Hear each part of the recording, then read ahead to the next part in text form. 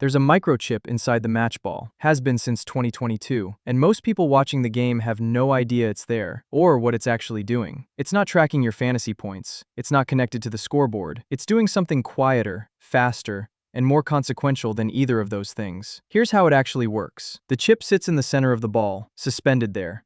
It sends a signal 500 times per second, reporting the ball's exact position in three-dimensional space. Not where it was, where it is, right now. That data flows into a system called semi-automated offside technology.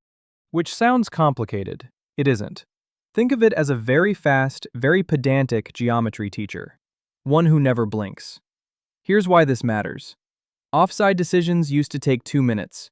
A VAR official would pause the match, draw lines across a frozen frame, and argue about a player's armpit. Fans would stand there, confused, slightly cold, waiting. The chip doesn't wait. It knows the exact millisecond the ball leaves a player's foot, the moment the pass is played. Not before, not after. That moment. And 14 cameras around the stadium are simultaneously tracking every player's body at 50 frames per second. The system crosses those two data streams and returns an answer in about 25 seconds.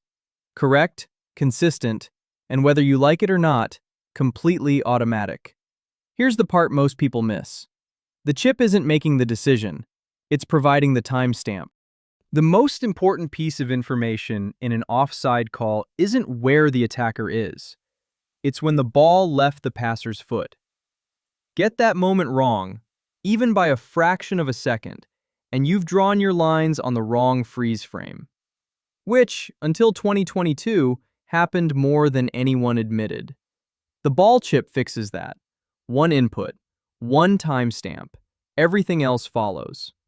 The technology debuted at the 2022 World Cup in Qatar. It's now standard across UEFA Champions League matches and several top domestic leagues. The ball looks identical. Same weight, same feel. The chip adds roughly 4 grams. Nobody notices. The game just stops being wrong as often. So here's what you now know that most fans can't explain. There's a chip in the ball. It fires 500 signals per second. It timestamps the exact moment a pass is played, syncs with cameras tracking every limb on the pitch, and hands a geometric verdict to the officials in under half a minute. Faster, more accurate, and less dramatic than a man drawing lines on a television screen. Progress, apparently, looks like this. The game didn't change.